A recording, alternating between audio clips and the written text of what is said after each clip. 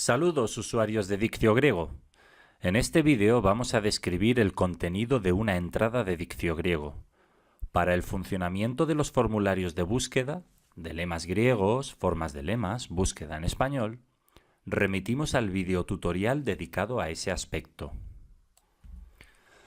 A las entradas del diccionario se accede a partir de las búsquedas efectuadas en el formulario de búsqueda o desde las páginas de gramática, donde en los distintos modelos se indican las palabras, o mejor dicho, lemas, que responden a cada modelo con enlace. También se puede acceder pulsando en los botones que aparecen cuando está seleccionado nivel básico.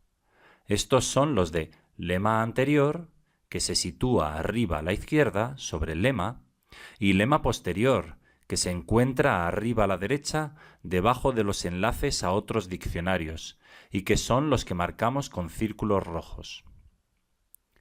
Ahora abordaremos la estructura de las entradas del diccionario. Cada página se divide en tres partes: cabecera, centro y pie. Veamos en primer lugar los elementos de la cabecera de un sustantivo o adjetivo. La cabecera de un sustantivo o adjetivo incluye los siguientes elementos. 1. El lema principal. Es la forma en que se presenta una palabra en diccio griego. En el caso de un sustantivo es el nominativo singular. En el caso de un adjetivo es el nominativo masculino singular. Y en letra más pequeña, las terminaciones del femenino y del neutro. 2. Tipo gramatical o clase de palabra, que puede ser sustantivo, adjetivo, pronombre, verbo, adverbio, preposición, conjunción y partícula. 3. Significados básicos en español. Generalmente una o dos palabras, raramente tres. Es el significado español con el que uno asocia la palabra y que mejor abarca el conjunto de sus acepciones. 4. Enlaces a otros diccionarios, donde se ofrecen enlaces directos a esa palabra en distintos diccionarios de griego publicados en Internet. LSJ-TLG es la versión de 1940 del Liddell Scott Jones en el Thesaurus Linguae Graecae, el mejor y más completo diccionario griego-inglés y en su mejor versión en Internet. DGE es el diccionario griego-español dirigido por Francisco Rodríguez Adrados, un diccionario muy serio y exhaustivo con el inconveniente de que solo tiene publicado en la actualidad un tercio aproximadamente de su lemario, por lo que no aparecerá en todos los lemas de dictio griego. LSJ-Perseus es también la versión del Liddell Scott Jones de 1940 con enlaces a textos contenidos en el sitio web Perseus. Middle es la versión digital del Liddell Scott Jones en una adaptación escolar publicada por los propios autores en 1889. Logeion es un contenedor de diccionarios que ofrece en la misma página la palabra tal y como la ofrecen los diccionarios citados y otros, además de ejemplos de uso de la palabra. 5. Fecha de primera documentación literaria de la palabra. Las documentadas en época más antigua son las etiquetadas desde Homero. Más recientes son las señaladas por siglos, como Naumagía desde el siglo VI a.C. o Molis desde el siglo V a.C. 6. Cantidad vocálica, donde se señala la cantidad de las vocales de la palabra. 7. Nivel. En nivel básico se clasifican las palabras más frecuentes en textos de los siglos V a IV a.C., corpus constituido por unas 1300 palabras. En prosa avanzada se integran palabras no tan frecuentes, pero sí usuales en prosa. En poesía arcaica y clásica se integrarán palabras propias de Homero y de los autores dramáticos clásicos: Esquilo, Sófocles, Eurípides y Aristófanes. El diccionario se completará con los niveles dedicados a vocabulario de época imperial y finalmente al propio de la poesía helenística. 8. Botones de pronunciación. Con la pronunciación erasmiana, la usada de forma más habitual en la enseñanza del griego antiguo, y con la pronunciación llamada histórica, más cercana al griego moderno. 9. Enunciado, que sigue el convenio habitualmente empleado en diccionarios y vocabularios. En el caso de un sustantivo serán el nominativo y genitivo singulares, por medio de los cuales se puede saber cómo se declina la palabra. En el caso de un adjetivo o de un pronombre, serán los nominativos singulares diferenciados para cada género, por lo que podrán presentar 2 o 3 formas. En cualquier caso, Diccio Griego ofrece un enlace al modelo concreto, enlace mod, de la flexión de cualquiera de estas palabras. 10. Formas habituales, donde se recogen formas regulares frecuentes de la palabra que consideramos de especial interés desde el punto de vista del aprendizaje, como por ejemplo en los adjetivos, formas de comparativo, superlativo y adverbios derivados. 11. Comentario morfológico, que no aparece en todas las palabras, donde se comentan cuando es necesario características de la morfología de la palabra y en algún caso de su significado, de su uso en poesía o prosa, etc. Las formas que aparecen en la cabecera se complementan con un apartado de formas literarias, debajo del cuerpo central, que son irregulares y que por lo tanto no están recogidas en los modelos a los que se remite en el enunciado o en las formas habituales. Se señala el autor más antiguo en que aparecen. En el ejemplo que nos ocupa, glukees en Hipócrates, glukeas en Herodas, glukeia en Safo, glukee, glukees y glukeiei también en Hipócrates. La cabecera de un verbo básicamente tiene los mismos elementos ya vistos, aunque naturalmente el lema principal presentará la primera persona del singular del presente de indicativo activo, o de ser un verbo deponente, medio pasivo. El cuerpo se distinguirá del de un sustantivo, pronombre o adjetivo por el enunciado, que será el propio de un verbo, llegando a presentar en algunos casos hasta 7 formas, por ejemplo el verbo histeemi. Se evitan formas fantasma, es decir, formas que o no están atestiguadas o presentan un índice de frecuencia demasiado bajo. A lo visto en el ejemplo anterior del adjetivo, se añade ahora debajo del botón Más formas un apartado de comentario morfológico o de forma de uso de las voces. Además, en este caso, a diferencia del ejemplo anterior, hay un apartado de origen, por tratarse de una palabra derivada de otra, donde se remite al sustantivo del que deriva, aquí spude, esfuerzo, y a la palabra donde se puede encontrar la etimología de esta familia de palabras. En formas habituales, el nivel de análisis puede ser variable. Por ejemplo, spudadzomai representa cualquier persona o número del presente de indicativo medio pasivo, mientras que spudadzeto presenta el análisis morfológico completo porque es la única forma del imperfecto de indicativo medio pasivo y aparece con relativa frecuencia en el corpus de referencia. Por tratarse de un verbo, al pulsar en el botón Más formas, se accede a un apartado de participios que complementa el apartado de formas habituales.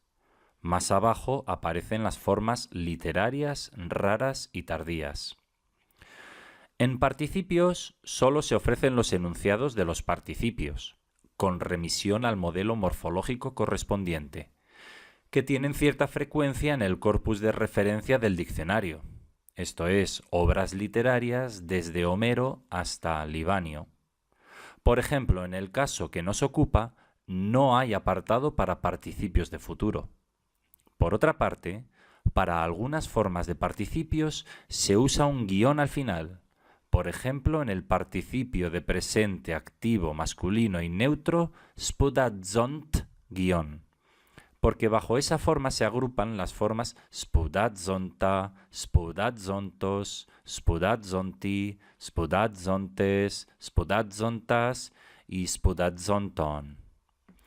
Algo parecido ocurre con las formas spudadzomen, spudasant, etc.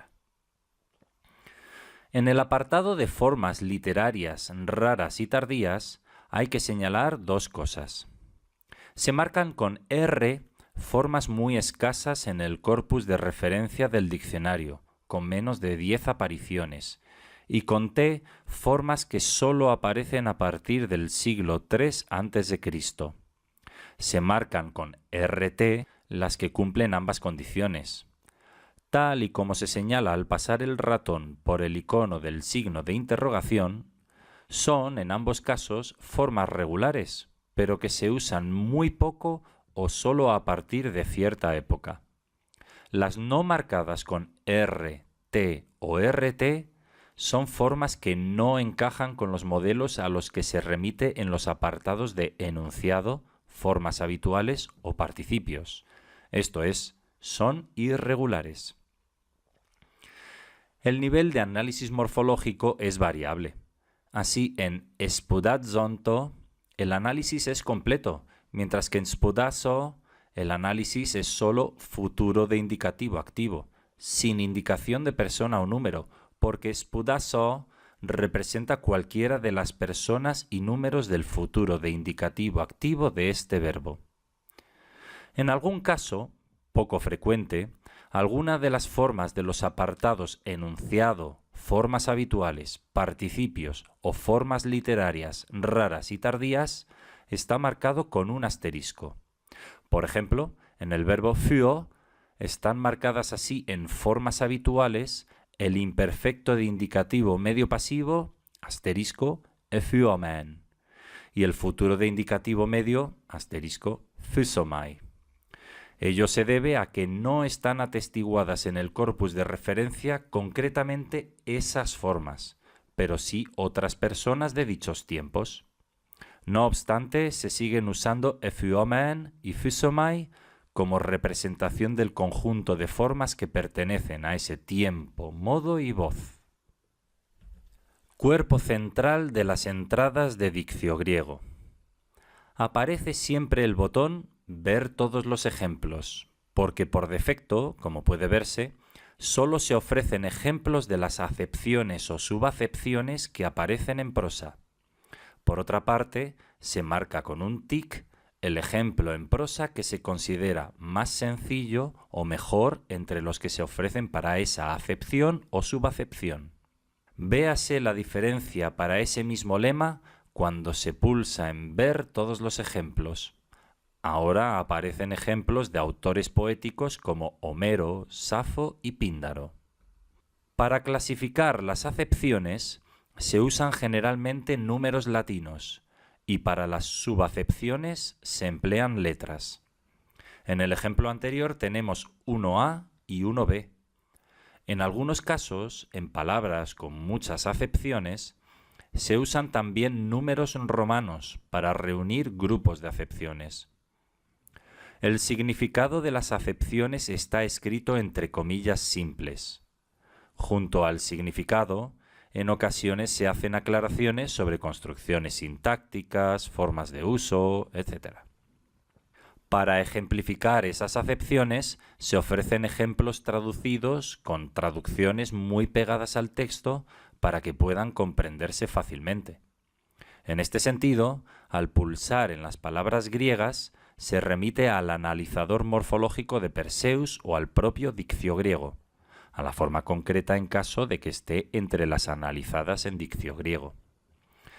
Los textos de los ejemplos usan un sistema de referencias mediante abreviaturas muy transparentes, coincidentes mayoritariamente con las de Perseus. Al pulsar en la referencia, en azul por tratarse de un enlace, se abre el texto en una de sus ediciones en Internet. En la inmensa mayoría de los casos en Perseus, si el texto está disponible en esa colección, con la funcionalidad añadida de que aparece resaltada en el texto de Perseus la palabra que se está ejemplificando. El botón Otros ejemplos sin clasificar abre una ventana nueva con ejemplos de la palabra procedentes de otras entradas de diccio griego en los que aparece la palabra en cuestión, pero que no están clasificados en acepciones concretas. Elementos del pie. Para acabar, veamos los elementos que forman el pie de una entrada de diccio griego. Téngase en cuenta que el número de elementos presentes en el pie de una entrada de diccio griego es variable. 1. Derivados o compuestos de la palabra.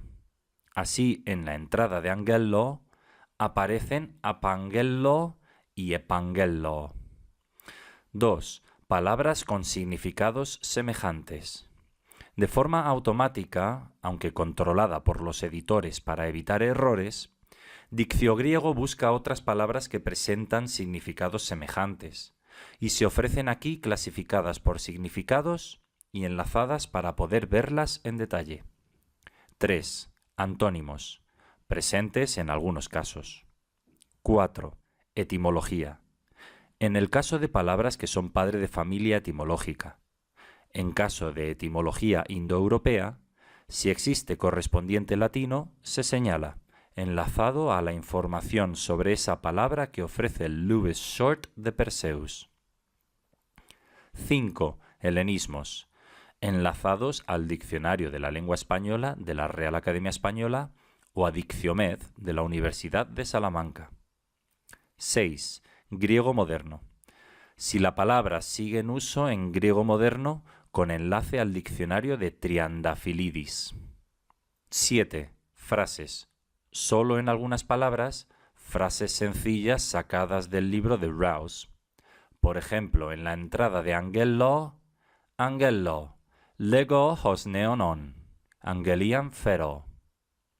8. Blue Letter Bible. Enlace a la información de dicha web, donde se pueden encontrar ejemplos del uso de la palabra en griego testamentario, generalmente en textos muy sencillos.